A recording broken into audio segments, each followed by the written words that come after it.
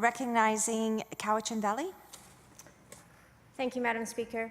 I want to give just a few words in support of the amendment moved by my colleague from Oak Bay, Gordon Head. Like many members in this House, I live in a small community, Shawnigan Lake, right in the heart of the Cowichan Valley. South of the Cowichan River, one of the few rivers on the island that still has a steelhead run and a Chinook salmon run, the salmon that the southern resident orca rely on for their survival.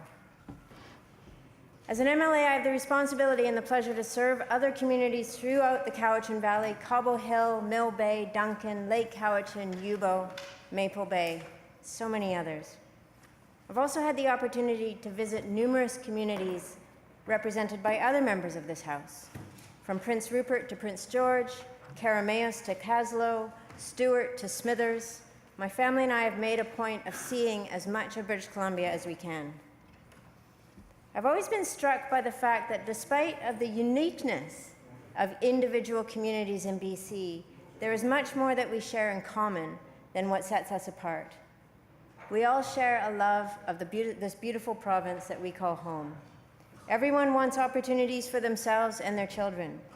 Communities across the province have always tackled challenges by harnessing innovation and entrepreneurial spirit and the ability to work together. And every community across the province is on the front line of climate change. Whether it's wildfires and floods threatening our towns and displacing our communities, or drought leading to crop failures, or species extinctions, which steals so much of what defines the physical beauty of our province, BC's communities see and feel the costs of climate change directly. There is no community in our province where this is not the case. We must strive for more than Band-Aid solutions. We must be willing to challenge the way we do things in this province.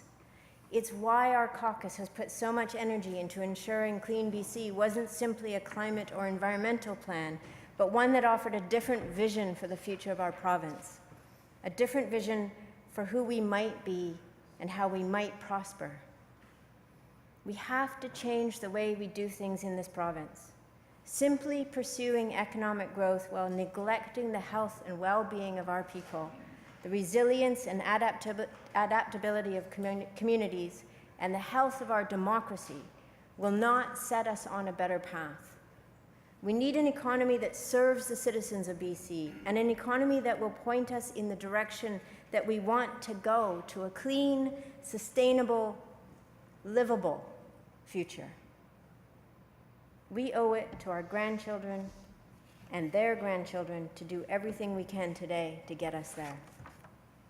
This is the inconsistency of what we have in front of us now.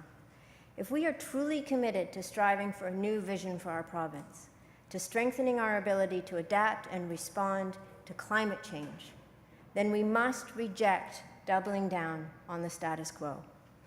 Pursuing an LNG industry is not offering communities a sustainable opportunity. It's tying ourselves to the same boom and bust cycles that we see in all fossil fuel development. And it is contributing to the very thing that is putting all of our communities most at risk. We must have the courage to reject the enticement of the status quo way of doing things. One more time, one last plant. Next time it will be different. These are the refrains of government past. Not this time, not one more. Something else, something better. This is the real opportunity in front of us. So no, let's not accept this government acting like every other government before it. Our focus must be on building the economic, social, and environmental vision that will allow us to reach our targets, and in doing so, build healthier, sustainable communities where our children and their grandchildren can thrive.